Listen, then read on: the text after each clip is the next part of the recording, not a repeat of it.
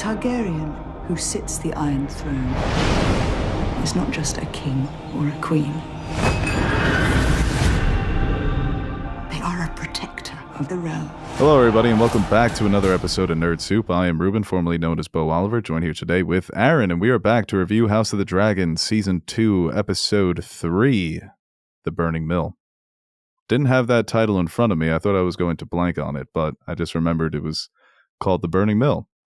I keep going into these episodes without knowing the title. Usually I know the title. It sets me up for the episode. You know what's going to happen here. Like if I would have known Rhaenyra the Cruel, I would have thought, oh, she's going to... Every time I say Rhaenyra the Cruel, I want to say Cruella de Vil.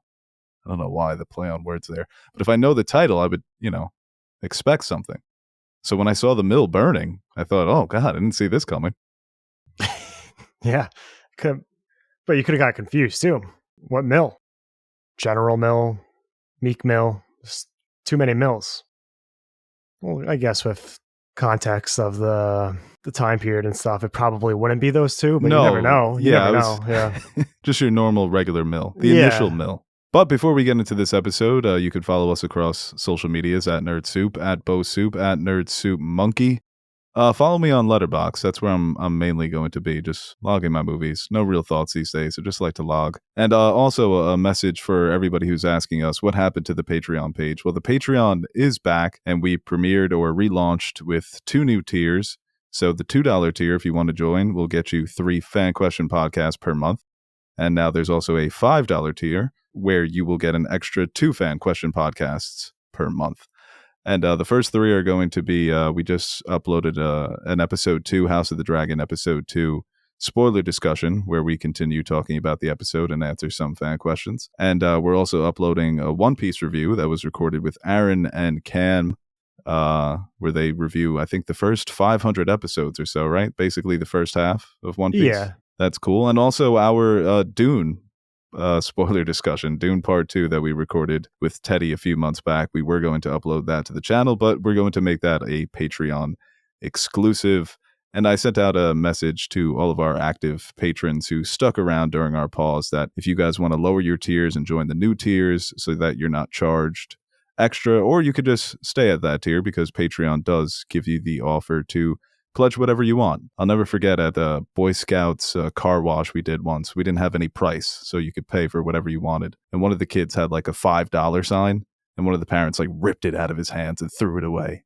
It's like, what are you doing? What if they want to give us 20? I don't know why I remember that. Shout out to Dustin's dad. And I was that kid with the sign. He fucked it up for me. Yeah, that's exciting. So people, like I said, they've been messaging where'd the Patreon page go. It's back, baby. You know how much I paid for a Subway footlong the other day? They're about $9 now, right? Even more. This what brought me up to, made me think of it as $5. It used to be a $5 footlong. Times have certainly changed. No, not happy about it. And it sucked, too. Oh, yeah. No, Subways, they've lost their touch. They gotta get... And they say, have it your way. Maybe, I don't know. Maybe that's not the way anymore. All right, yeah, let's get into this episode. House of the Dragon, Season 2, Episode 3, The Burning Mill. Aaron, we'll let you start. What do you think about this episode? What stood out to you? Give us the good, the bad. I'll provide the ugly. I mean, Well, first off, how are you? Okay. Yeah. You know how I be. But I didn't want to say that bad, so I just had to resist it. Every fiber of my existence. I think we've gotten accustomed to some of these types of episodes throughout, like, especially with Game of Thrones. It's like, I think the classic episode 3 or 4 in some of those middle seasons where not really much happens of importance. Not to say like big stuff didn't happen, but it just seems like one of those setup episodes where even though it felt like we've gotten this maybe a couple times before where it's like, oh, well, now we're really starting, which I feel like happened a couple times already in this series towards the end of season 1. I think even after episode 1 and even after last week's, they've kind of ended it on the same note. It's like, well, now we're really getting into it. Now everything's coming to a head here. But I didn't think it was a bad episode by any means. It just was just, I think it's just a solid regular episode that we get a lot of the times, like I said, within the series and many shows in that episode 3 to 4 range. Yeah, I am starting to feel like I need the whole season to drop before I really formulate how I'm going to feel about it. And that's with every show. But with other shows, sometimes these episodes just, they knock your socks off. They really stand on their own.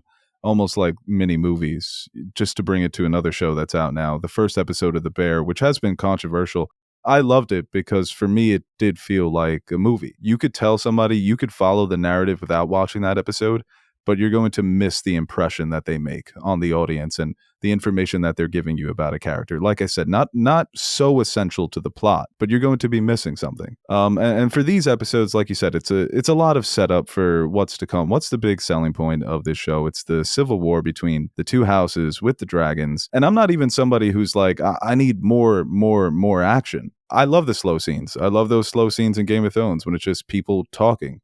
But those scenes did a better job of building the narrative and building those characters. It felt like you learned something new. Maybe it wasn't huge, but you learned something new, something different about the characters and about the story. The scope just always got wider.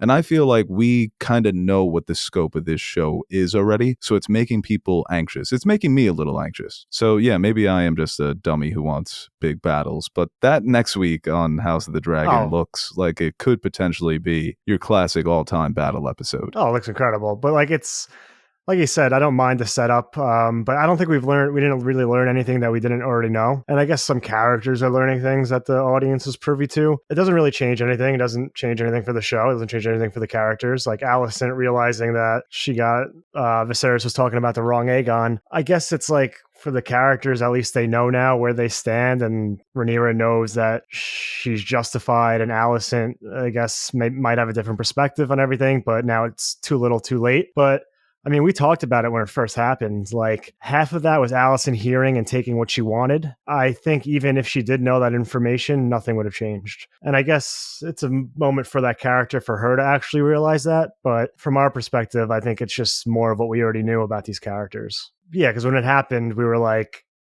it almost looked like she was trying to convince herself. And obviously, her knowing to take what he said literally, what the outcome would come, like what the outcome would be, and also the fact that she decided to basically start a war off of a dying man who was clearly not in a right state of mind, what he said at his last moments. So it's always has been her kind of taking that as an excuse, and literally nothing changed now that she actually knows that she misheard. So we're kind of just back where we started, and I as much as I like those two coming together, especially not just from a character standpoint, but an acting standpoint, seeing them having them potentially share one last scene together. It is nice, but I don't really think it does much for the story other than what I just said, the audience getting to see them interact again. Right. Yeah, it was always a stretch. And like you mentioned, she was looking for any reason to put Aegon on the throne. But I do wish, even going back to our criticisms of season one, I don't remember how much you felt about it, but I remember thinking it was unnecessary. So Alicent's reaction to that information in this moment almost felt like she was reacting to the writing.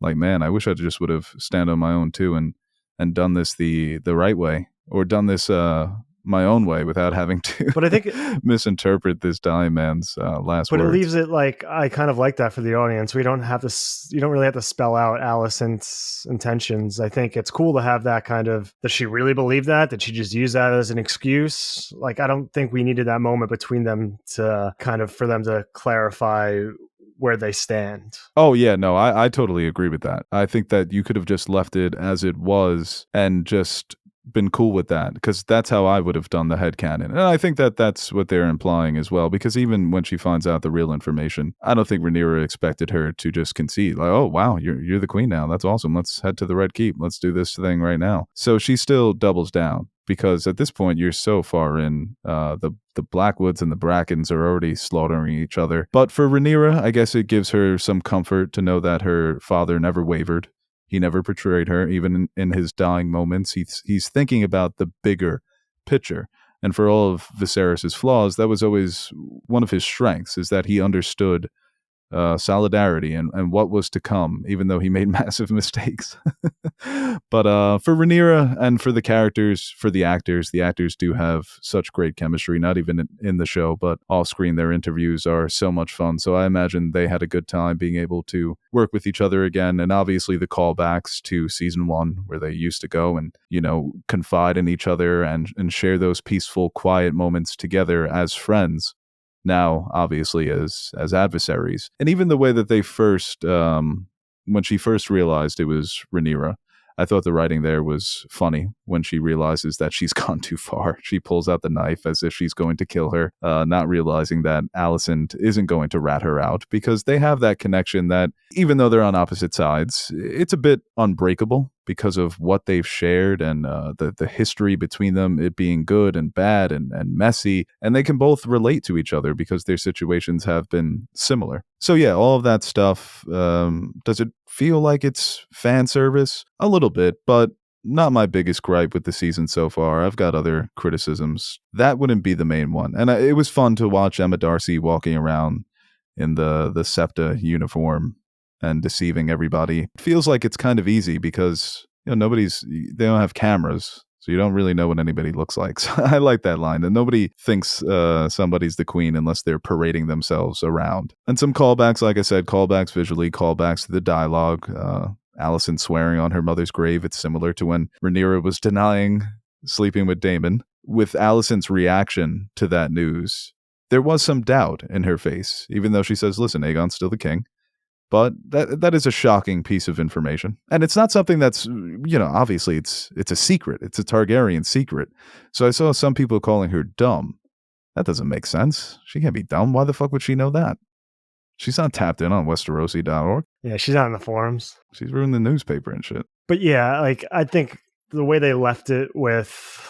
Like, I think that was just such a great spot to leave them, like, having any face-to-face interaction is Rhaenyra leaving and Alicent taking the throne while she's gone, and then having to communicate and feel like kind of gauge where they're at via any news or decisions that are made or any ravens and stuff like that. I just don't think it was wholly necessary for them to share another moment in person at this point. Like I said, it's not like I didn't think the scene was bad by any stretch. It's just I feel like we didn't really progress anywhere this episode, which has happened so many times, especially with Game of Thrones throughout a lot of its runs, where you have some of these slower episodes that you really don't maybe appreciate or fully understand until like the week after or 2 weeks down the line, where you start to see maybe some of the seeds planted start to hatch. But I guess we'll just have to wait and see. Right. I feel like narratively there's a lot of, for the characters, moving sideways and then jumping forward. And I think with Game of Thrones, there was always maybe a step or two forward without having those dramatic leaps. And then before you know it, you're already that close to the finish line. So when those big moments happen, whether they're through a battle or a dramatic moment, somebody dying, you're just so well prepared for it. Well, I think we're going to get, especially with the Corlys and Rhaenys stuff, I feel like we've just gotten these small, like 30-second to minute scenes throughout each episode so far. So I'm kind of just waiting for that to kind of hatch and see where they're at. I don't know if those are just like little check-ins, but I mean, obviously some stuff and some fans of the lore might be able to point out some other things, but you're kind of just seeing, you're just flashing over there for like a nice 45 seconds being like, yeah, he's still here. Sea Snake's still doing stuff. And at least this week, they're like, oh, well, she's probably going to need you soon. So we'll see kind of how that all comes together. So they're setting things up smally. But it seems like, yeah, they're taking their time with some other things while other things are being thrusted forward. Every time Corlys is speaking to Rhaenys, it sounds like he's got his feet kicked up and he's talking to his first high school girlfriend. It's very sweet how much he loves her. And he'll be like, what do you want to do tonight? And Rhaenys is like, we're at war. The entire world's falling apart. He's like, oh, that's cool. I think we just order her in tonight, watch a movie. God, you're so pretty. And she was cooking people without a dragon in this episode when, sorry to do that, when she told everybody at the council meeting, hey, she wears the crown of Jaehaerys. He was a pretty big deal. He ruled longer than Aegon. She's on the Westerosi.org. She knows her fucking shit. She's like, he built the King's Road. You ever hear of the King's Road? Pretty good road. Yeah, remember that 3-month trip you used to have to take? Now it takes 2.5. You're welcome. Yeah, 2.5. Save those 2 weeks. Have a good time. Somebody raises their hand. What about public transit? Shut up. Use the dragons for good instead of war, That'd be some like Flintstones ass shit, like a dragon on a track with a bunch of carts in the back. He would always have a funny one-liner about how he's a train and a dragon. Yeah. God, those writers were clever. Nothing's coming to me. So Rhaenys acting as the old vet, which she's done many times throughout this show. And, we've both, I think, enjoyed Eve best as that character because she has that old presence to her where she's seen a lot of things. She knows the game. She's a few steps ahead of everybody else.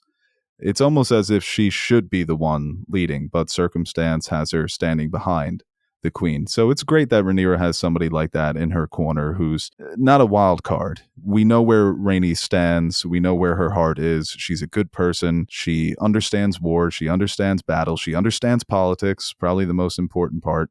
And she gives Rhaenyra the push to try and communicate with Alicent, get that face-to-face. Or, no, Rhaenys says send her a message, and it's Rhaenyra who says it's going to be better if I just actually see her. So yeah. I mean, it seems like even though they showed some frustration from other members of her council, even... They were trying to fuck her over, dude. That was crazy. Well, even suggesting her go away, and we'll handle this. Well, let the boys get a little run at this. Show you how it's done. They wanted to stuff her in the bunker. Yeah. And then I guess some frustration of her hesitancy to act. And I think it is easy for people who haven't witnessed the destruction or have control of basically these nuclear weapons to be like, we'll just use them.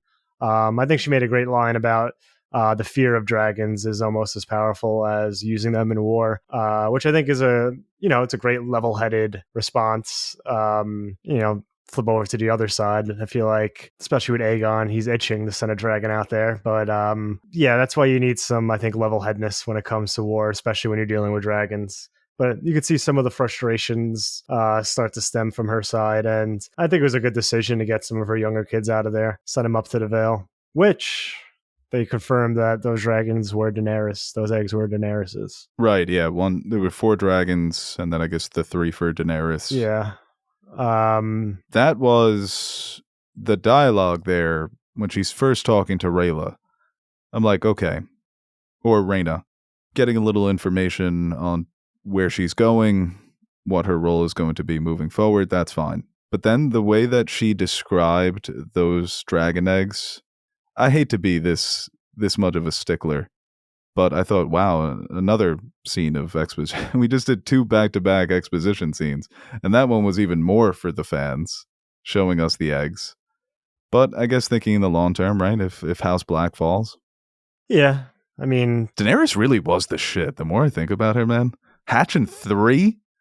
By herself? That's fucking crazy, dude. Well, they're going... Like, these motherfuckers are talking about my egg won't hatch. They're going to the Vale, right? So, I mean, House Aaron fumbling those fucking dragon eggs. I mean, Robin Aaron could have had Drogon. Imagine that. He would have had all fucking 3. No, imagine Littlefinger got them. He would have had some weird-ass names for them, too. Oh, Littlefinger. Every time someone makes a dumb decision in the show, I'm just thinking, like, Prime Littlefinger would have been putting up Wilt numbers. Yeah, as creepy and as conniving as Loras is, he's got nothing on Littlefinger. He would have been fucking because king these already. people are so much dumber. Yeah.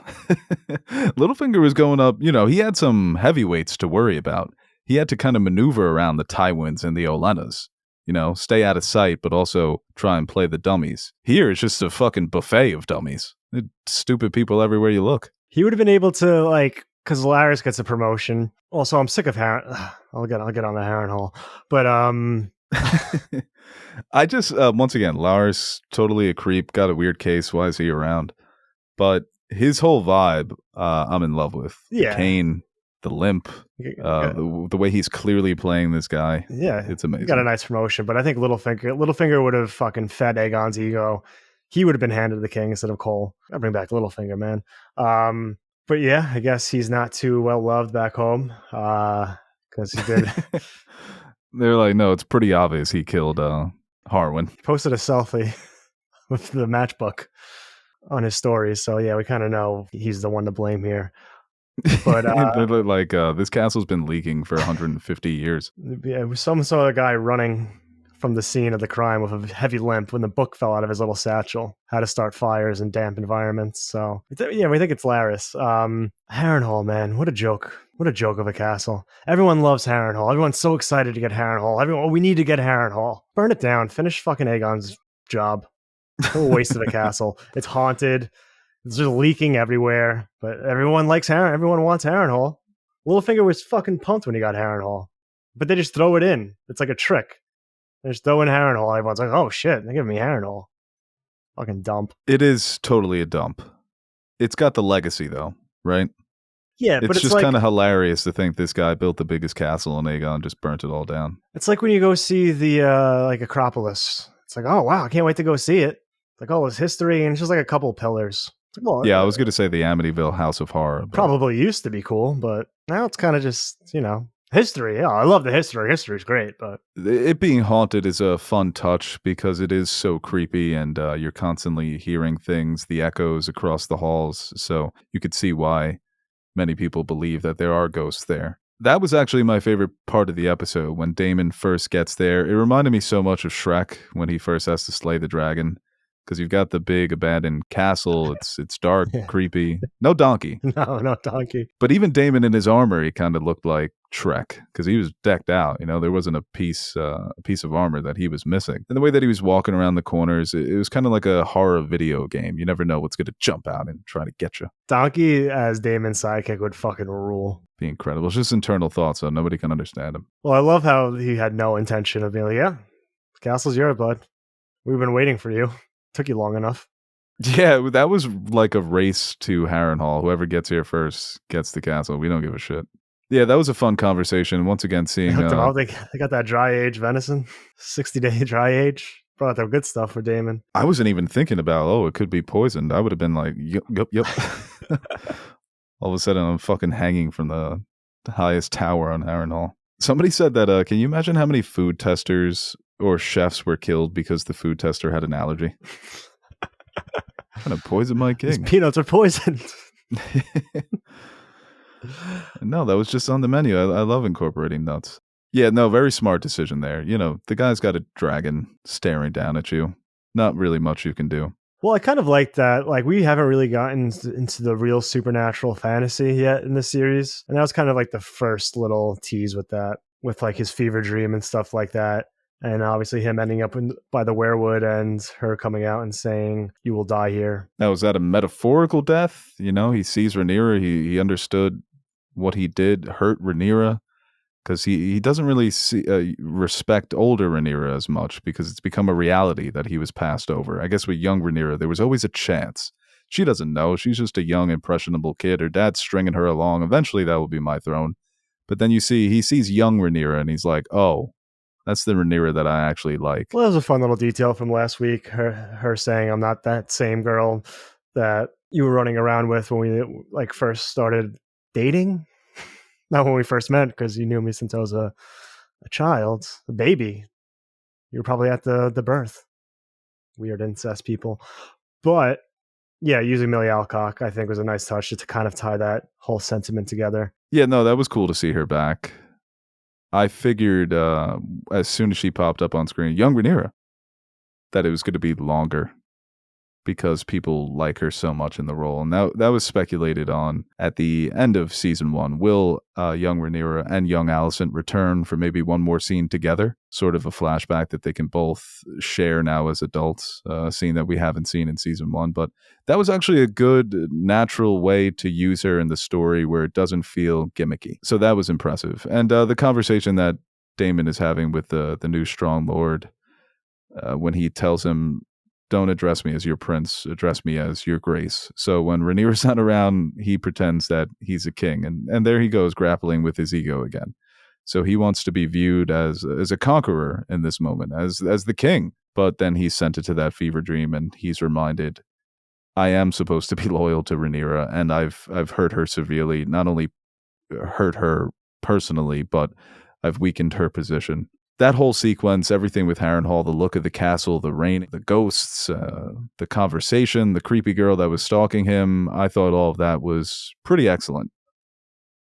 And I like how that scene took its time. When Daemon walks around that castle, that scene felt like 10 minutes long of him just looking over every corner and hearing the metals clanking and, like I said, the echoes and punching that one guy in the face. Daemon's quick to do that. He just sees a guy and he's going to punch him. You know that Ravenholm is going to be wildly exaggerated. Oh my God. Single-handedly stormed Harrenhal. So all of a sudden Vhagar shows up. I outmaneuvered Vhagar. Runs away, tail tucked. Coward. 17 knights were waiting. It's like Kristen Cole was there. It's like, oh, funny. Like Bela just said that she just saw her. Nowhere near Harrenhal. That was dark, you know. You can't trust that kid. She's a bad kid. Yeah. Trust me, I'm her father. Bad eyes. Well, let's go to that scene. That reminded me a lot of Attack on Titan. Just running for the trees, trying to get away from the aerial attack. Well, I always love when I guess it's not the first time they've seen a dragon, but just the reaction when you do see like up in the sky the dragon, you just know like the fear it elicits because you know that you're 100% fucked. Yeah, once Cole puts it together, he doesn't even see the dragon, but he realizes, oh my God, we're out in the open. Yeah. This is just open waters and the monsters can be anywhere and right there in the sun. So yeah, that race to the trees, it was intense. And fucking this dickhead, G-Wayne, or Gawain, out of... G-Wayne? That's what I've been calling him. Gawain Hightower. Not G-Wayne. G-Wayne, who shows up, kissing Alicent on the hand, trying to... I don't know if there was ever something going on between those two, which would make Alicent even more of a hypocrite. But I think he's just trying to show the Hightowers are still very powerful. You can send my dad away and you can take his job, but we still have a role to play here. And nobody's going to tell me what to do. I'm going to ride out with you. And then I'm going to almost get us all killed because I want to go relax at the Holiday Inn. So it was almost making Kristen a protagonist of his story in this episode because he comes off as the smart one and G-Wayne comes off as the lazy idiot who's a bit out of his element here. Not even factoring that in, that these dragons could be stalking them. And then I guess Bela was told not to engage, but it was a scout mission. So I thought somebody was getting fucking fried. I was waiting for it. And even when they do make the trees and the dragon's still circling around like a fucking hawk waiting for its prey and then decides to give up, she's already got her intel. Well, the aerial shot was very nice. You could see like the armor shining, like when you... that one sun, sparkle like a sniper. So I thought that was very well done. Yeah, and the CGI, I mean, it's been good all throughout, so you kind of just get used to it, but I thought good CGI there with the dragon when it picks up speed. I thought visually it was really fun and intense. Yeah, I love that was another of my favorite sequences, really, of the series or the season so far. I love the wing shot of Caraxes when he was coming into Harrenhal. It looked like you were that was good. Looking over his shoulder. Right, the little POV there. It felt like we were on one of those rides. Nice little dragon ride. He's a freaky looking dragon. All the dragons are a little freaky, but he's super freaky. I love that long neck dragon. It kind of feels like he would have been a good dragon for Aemon. Yeah, it's like how dogs look like their owners. Personality-wise, that dragon does fit Daemon very well. But yeah, I mean, you mentioned before, some of the tensions are brewing. The Brackens and Blackwoods, I mean... Well, what did you think about that, skipping the Battle of the Burning Mill? Again, I feel like that's something like they've done a couple of times in the series. Well, like the whole, with Game of Thrones included. Yeah, and they've done it to great effect in the earlier seasons of Game of Thrones. And I thought this one was good too, because as the shot pulls back and you see the scope of the battle, it's horrifying. I love how the Brackens and Blackwoods are like the Hatfields and McCoys of Westeros. Any chance to just throw blows. That's my rock. This rock right here? This fucking Blackwood rock? I don't think so. They didn't need a reason to fight. Yeah, they made the point at Aegon's council. Brackens and Blackwoods fighting is not war. That's kind of just what they've been doing for hundreds of years. But it does signify, even though they have that blood feud that goes back generations, that things are heating up here. It's one thing to declare and pledge, but now real blood is, like, massive amounts of blood is being shed. Because as I said, that was a lot of dead bodies in a beautiful setting. So that's why I thought it was very effective. I love when movies and shows do that, when something really violent's going to happen and then they skip ahead and you just see the aftermath of how fucking violent it was. Not every time, but I think when it's done well, it can be very effective, and I thought this was effective. Wasn't done well in Moon Knight. Well, if they ever do, it would be funny if it's like, I wish they did like a little bit in Game of Thrones, but just to have like every series have, like if they do ever do like a Blackfire thing, just with Bittersteel and Bloodraven, just these Blackens and Blackwoods, just always, no matter what setting, whatever, and they just have like a little squabble. Yeah, they're going to do like Game of Thrones set in the modern era, and the Brackens and the Blackwoods are both going to be One's going to be oil, one's going to be green. It always still makes me mad. Every time I think of them, I think of saying John should be John Sand. Aegon Rivers is a perfect example of why. I don't want to get into it, but that was really dumb. I mean, it's a little trivial. No, it's but still very dumb, especially when you had been doing the show for that long. Yeah, he said it with so much confidence too. He's a sand. What? It's like there are other examples, but I think that's a perfect, because of royal bastards. Anyway, what was I going to say? Well, I think a lot of people were pointing out that scene, or like one of the actors, because they expected him to play a different character. So I think some people were surprised that it was for that. But, I think it was a nice little opening scene just to kind of establish that tensions are high in some areas, and, people bordering, the dispute was literally a land dispute. So people so close together within one of the seven kingdoms, like the Riverlands, depending on just who you fuck with, like it's more than just civil war in a sense of like, we point to the American Civil War as an example, because being Americans, like north-south, cut off by a border, where this is literally region to region, within regions, within basically, neighboring towns, depending on who you're loyal to. So it could be anybody. It's like you said, it's just so much, a bit more complicated. People can change on a dime depending on who comes into power and what part of the kingdom, because they've got allegiances this way and that way. So it makes it fun. And I enjoyed that council scene too, with Aegon's council, when they're talking about how this impacts their side and Rhaenyra's side. And their council meeting, even though Rhaenyra was being undermined, theirs was way more chaotic, because you have Criston Cole now in this new position of leadership, and even though he's a bit more aggressive than Otto, he does caution restraint, and Aemon does agree with him, because Aegon wants to just go ahead and fly into battle. He wants to get shit popping off, and Cole and Aemon are like, no, chill, let's do this a smart way.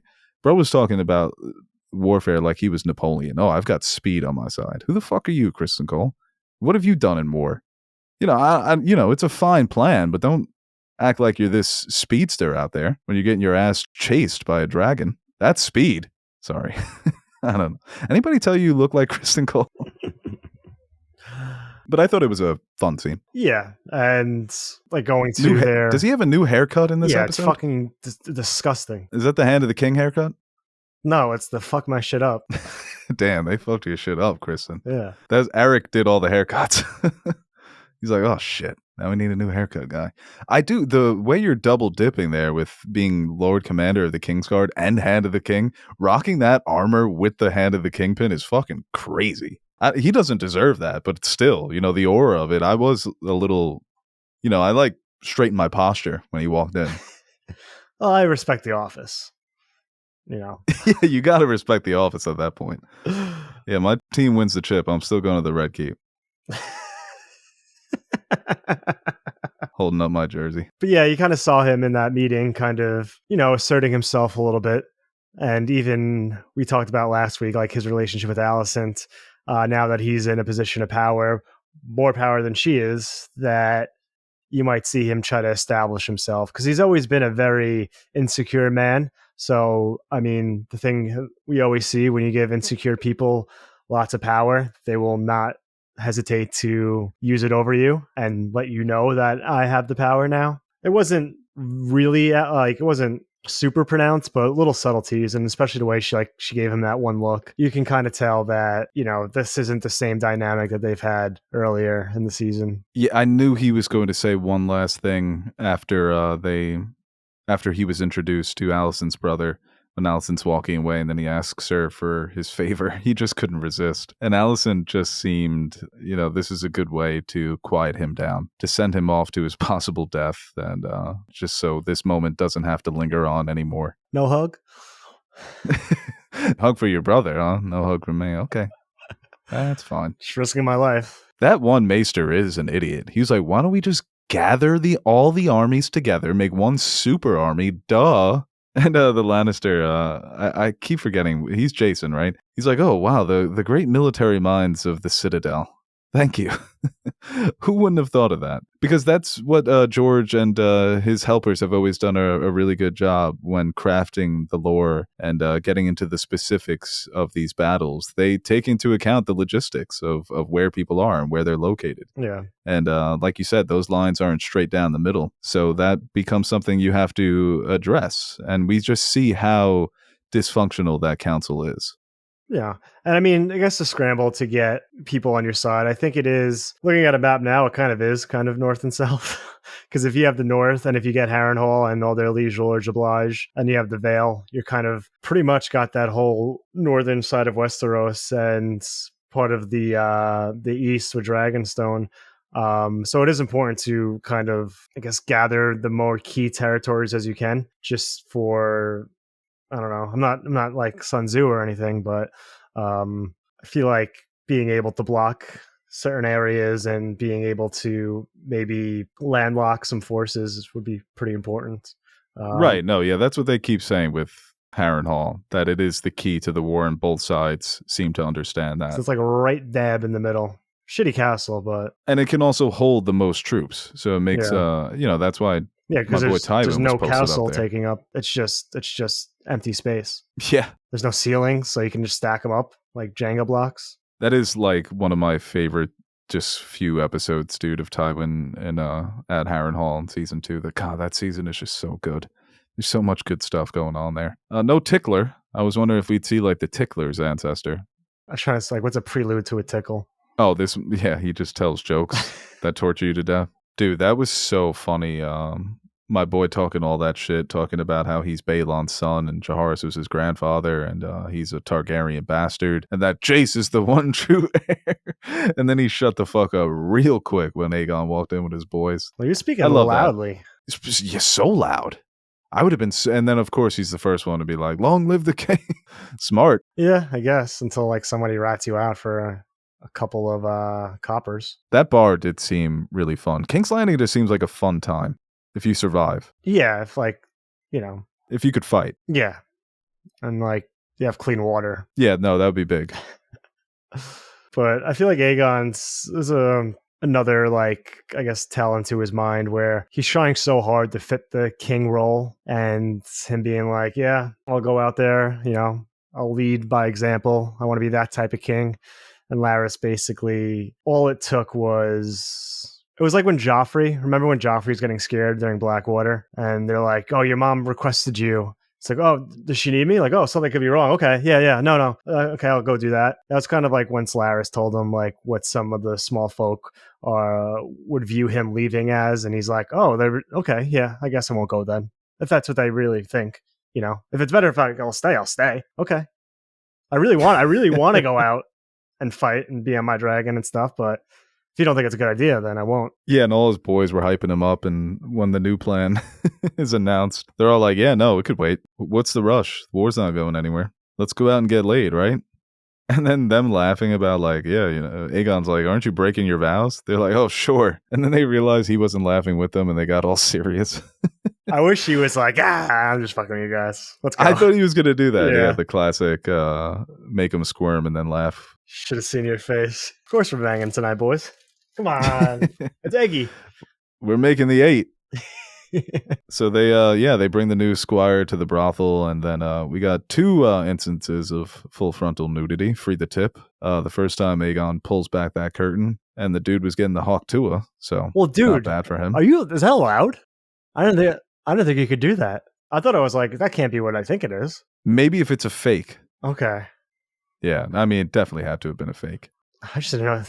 I just know you could do that. No, I didn't know. I didn't know either. And then the second time, it was Aemon. Once again, typical older brother. You're the younger bro. You've been picked on all your life, and you're finally laying down with your girl. And who bursts in to make fun of you? Your dickhead older brother. Well, all his boys.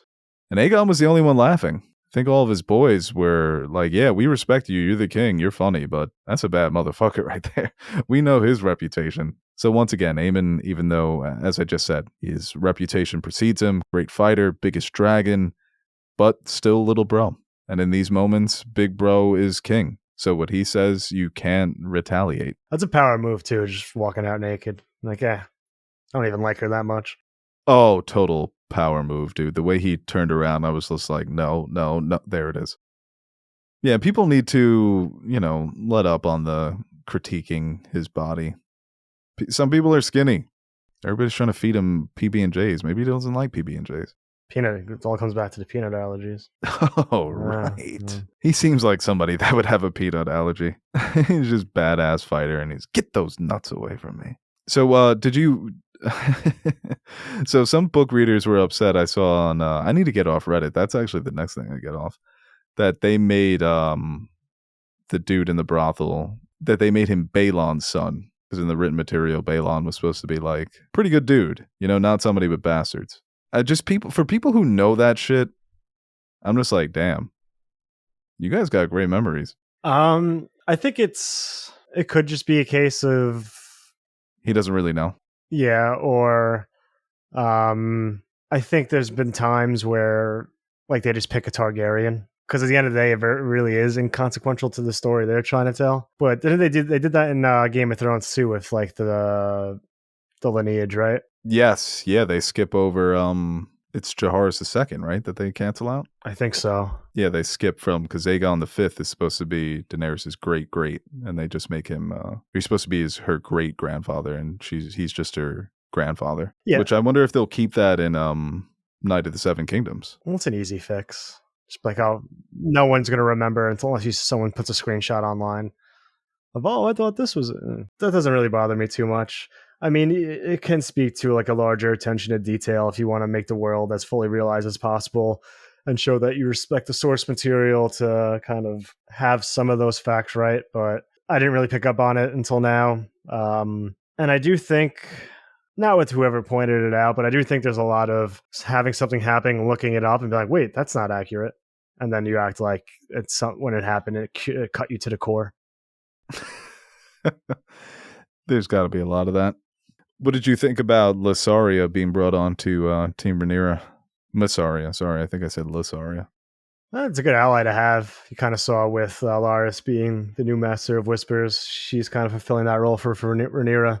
I think every squad needs somebody who can kind of know the understandings of some of the underbellies that high society isn't too privy on. She's definitely been in with the small folk, and that's granted her a lot of information, and she's been in that game, so I think it's a good deal. And her leveraging her position and what she did for Rhaenyra to use that to get a position I respect that. Viserys, just such a good guy. Doesn't play any of those dirty politics. Didn't need a Master of Whispers. And he lived pretty long too.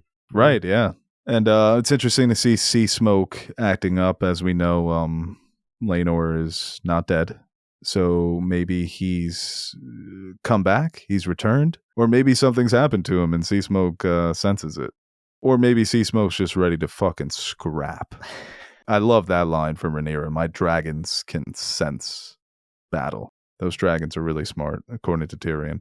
But yeah, as you said, it's kind of a competing Master of Whisperers there between Laris and Mysaria, and we've both seen what they're capable of. They both have little to no morals, although it seems like Mysaria is inspired by Rhaenyra, something that's really not happening much on the green side. And then she's also got the revenge angle. She wants to get revenge on those who used her and kicked her to the curb. I like those two together. I mean, I love Sononia Mizuno, and it was upsetting to see her get so much backlash. Backlash that I was a part of in season 1 for some of those choices. Like I said, I like the actor. I like when she's on screen. I think she has a new movie on HBO too. Yeah. Good movie. You saw it? Yeah, I saw that at one of these festivals. I can't remember. Oh, yeah, Sundance, like 3 years ago. and it just came out like 2 weeks ago. Hollywood. Feels like a healthy way to run a business. But yeah, I think just some last thoughts here. I thought Emma Darcy the best overall. That's because she had a lot of screen time, so there wasn't really many choices. But I thought that her shakiness and her uneasiness throughout the episode until she gets that confirmation at the end was very effective, because she is new to this, not only just being a queen, but being a queen at war. And as I said, it's Rhaenys who seems more ready for this moment. So it's good that she's got her by her side. But those are the performances I like when things aren't easy for a character. What is that going to bring out of an actor? Still very sure of herself, still very just confident in that role. But as I said, the character is going through some rough times, having to send away her children, having to make these difficult choices. So that was the best performance for me. And then those two actors really brought it home together at the end, Olivia Cooke and Emma Darcy. The Daemon stuff in Harrenhal, really liked it for how spooky and scary it was. Those were always some of my favorite aspects of the original Game of Thrones, is how and fantasy does this all the time, but delving into those horror aspects. Because this story, as you said, it's still fantasy. So you can have those moments where you're not sure what's real and what's not. So I'm glad that they leaned into that. It's something that, he could have just arrived at Harrenhal, walked right in and said, "This is my castle." But they gave us a little moodiness to that moment. So I live for shit like that. And the Easter eggs with the dragon eggs, the Millie Alcock return. I think there's a lot here for people to enjoy, especially going into next week. Directed by Alan Taylor. My boy. They got AT. Dude, Blackwater really might be the best episode of Game of Thrones. It's definitely up there. And like you said, the next time looks fucking incredible. I think if anyone's been disappointed for the start of this season, I think next week is going to be the one everyone's like, okay, we're all the way back. Yeah, no, I'm so hyped for that episode, actually. This is, I think, the most, other than obviously the season starting, I kind of feel more excited for this than the first episode. I'm really excited, man. Because it looked like, I wasn't sure when I was first watching. I'm like, is this like this season? Like for the rest of the season or next episode? It looked like there's a lot going on. Yeah, that's going to be so fun. And yeah, we'll leave it at that. Really excited for next week's episode. That is our review of House of the Dragon, Season 2, Episode 3, The Burning Mill. I know some people are probably upset that we didn't get to see that battle, but got to cut your costs where you can. Got to bring in the computer. You're probably not up to that episode of The Bear yet, right? That's a Bear reference. No, I don't think so. Well, anybody out there who's seen The Bear, you get that reference. Aaron, thank you for joining me. I am Ruben, formerly known as Beau Oliver. Kind of miss when they were just making sandwiches, You're one of those? I'm enjoying it, but... Oh, the shop is still open, right? Yeah, it's not the same. No, it's not the same. I'm stressing over these high society folks making meals for the 1%. It's so funny, dude. When they did the first episode of, their first month, I'm like, finally, this is what I want to see. And by the end of it, I was like, that was a lot. That was exhausting. No, I'm still enjoying it, but I think just like seeing them or seeing Carmy trying to adapt to real, I don't know, just felt something so even though it was kind of a rundown place, it felt like a very real world, lively kitchen situation where this I can't even begin to comprehend. With the intricate and the details and I think he's becoming one of TV's best mad geniuses. And the best part is that nothing comes easy because of how difficult the situations are. So yeah, he's super talented and he's the best, but goddamn does he still have to work for it. And it's just so fun to watch him struggle. Yeah, no, he's a fantastic actor. I was watching the first episode and it's always making me laugh, how it's still considered a comedy. This shit ain't funny at all. No, that first episode, like I said, I was surprised that so many people didn't like it. I loved it. No, I liked it a lot. It was a perfect, you find some TV shows, the first episode, they'll kind of do, not a recap in the sense of previously on, but they'll kind of work it into the narrative. So you kind of have those moments oh, okay, yeah, I know where we're at. But I think they did a great job of intertwining that aspect of it, but in a new creative format that doesn't feel shoehorned in. Because it was basically where we are up until this moment, but it was just crafted with so much more finesse than writing in a couple lines here or there to remind the audience what happened prior. Yeah, and I feel like we've always been told how good Carmy is, but we never really got to see him cook in those environments. So I enjoyed it for that, seeing how he was ahead of his peers and how he was creative and the different mentors, the relationships he had with them. So yeah, I thought overall it was really well done. Putting Will Poulter in his place. He kept peeking over God Damn, this motherfucker's fast with these P's. All right, that's a little preview for our review of Season 3 of The Bear, which will be dropping soon. We will be recording that this week. And as I said in the beginning, you can visit the Patreon if you want to get some more podcasts. And we're going to do our best to be consistent with those. We've got 5 dropping this month for our $5 pledgers. And once again, Aaron, thank you for joining me. We are signing off. Till next week. I'm just waiting for you to say the funniest part of the episode, because that usually happens when I stop the recording. Yeah, I'm very funny off the mic. As soon as that fucking recording stops, you say something hilarious, usually Teddy related. All right, we're stopping. All right.